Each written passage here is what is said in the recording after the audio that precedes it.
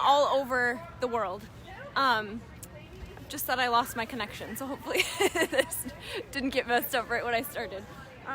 There's about 150 people out here on this street corner. We've got a bunch of speakers and a bunch of signs, a lot of people driving by honking in support and putting up a peace sign as they drive by. I can't do a peace sign with my mittens on. They keep me warm because it's pretty cold. My nose is really red. So I'm gonna go over there. I think we've got maybe a couple more speakers and I'll show you some of the signs. And just a reminder that March on the Pentagon is a national organization. We're a group of people connected nationally to say no to war and U.S. imperialism. So we've got people from March on the Pentagon that are at various local actions all over the country. So I'm here at the one in Minneapolis. Earlier today we had Diane Moxley from who was streaming live from Newark, New Jersey. So we're just showing you a little glimpse of all the different things that March on the Pentagon is involved with today. And Mike is a U.S. Air Force veteran who loves to say that his service to his country began when he joined Veterans for Peace. So, welcome, Mike.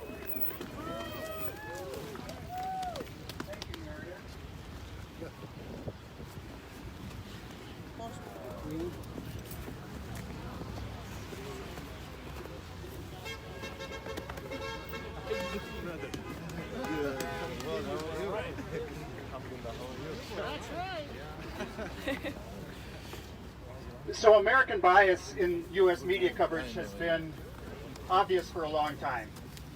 America has interests. Iran has ambitions. America has allies. Iran has proxies. America has a government. Iran has a regime. So I had low expectations when I sat down to watch the PBS NewsHour in the days following the assassination of Qasem Soleimani. Here's a sample of what I heard. Senator Tim Kaine. Was he a despicable killer? Absolutely he was. Senator James Risch. He heads up a terrorist organization. This was a bad person. Admiral Mike Mullen.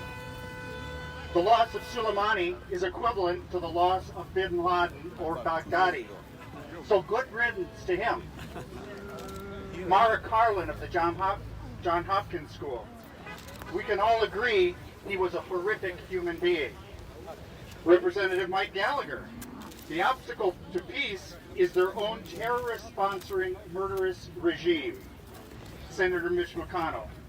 This evil man. And no PBS newscast would be complete without comment from an anonymous source. Administration officials said, we had to kill this person. He's got so much blood on his hands, we couldn't give this shot up. Not their choice. And just in case these descriptions were too subtle, PBS brought on Michael Doran of the Hudson Institute, which PBS described simply as, quote, a think tank in Washington, D.C. But a visit to the Hudson Institute website reveals additional information that might have been useful to viewers.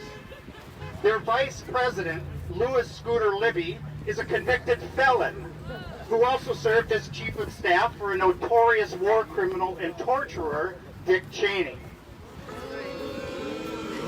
Individual donors to the Hudson Institute include nice guys like Rupert Murdoch and Charles Koch.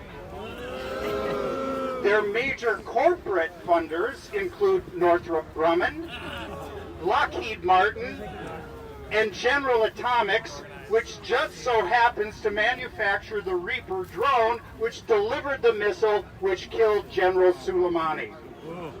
Conflict of interest? Not so much to merit a mention from PBS. Fuck PBS. And what about the substance of Michael Doran's commentary? I would say it carried all the nuance that his corporate paymasters expected. Here's a sample. Quote, it didn't start with the attack on Qasem Soleimani. The Iranians have been escalating in a very deliberate fashion since last April. We have no choice now whatsoever. We're under attack. This is war, end quote. Asked about the Iraqi parliament's vote to expel American troops, Duran responded, quote, "The prime minister is a lame duck. Until we have a new government in place in Iraq, the statements he's making don't really matter." So the question isn't what the prime minister is saying or what half of the parliament is saying. The question is, what are we going to do about this direct attack on American forces? And there's no choice whatsoever. We have to demonstrate to the world that they can't treat us like this.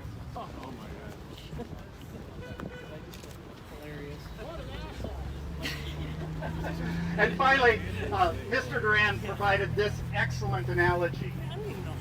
Iran is like a pufferfish. It is behaving in this fashion to look much stronger than it is. We can best this adversary with relative ease. End quote.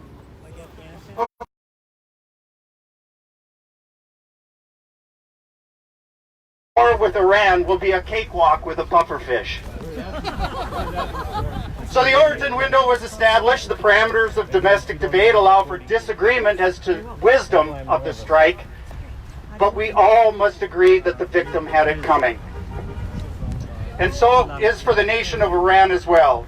On day 4 of the PBS coverage, the spectrum of domestic debate ranged from that of a Republican congressman, Mike Gallagher of Wisconsin, to that of a Democratic congressman, Jason Crow of Colorado.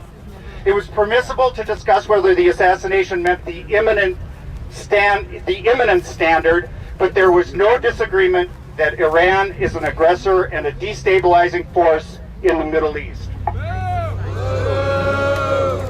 What made this PBS segment so depraved, the reason it can only be described as journalistic malpractice, is that both of the congressmen, Gallagher and Crow, served as military officers in the 2003 war against Iraq. Did it not occur to Judy Woodruff that the Iraq war might have been an act of aggression? That the United States might be a destabilizing force in the region? I think it probably did, but when it comes to U.S. foreign policy, PBS is not an independent news outlet. It's a full-fledged member of Team America. Fuck yeah. So what's the difference, now pray tell us, between their general and Petraeus?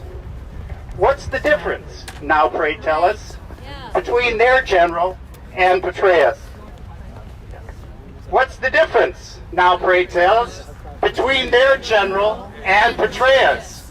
What's the difference, now pray tell us, between their general and Petraeus? Hey PBS, what's the difference, now pray tell us, between their general and Petraeus? Hey PBS, what's the difference between their general and Petraeus? Judy Woodruff, what's the difference, now pray tell us, between their general and Petraeus?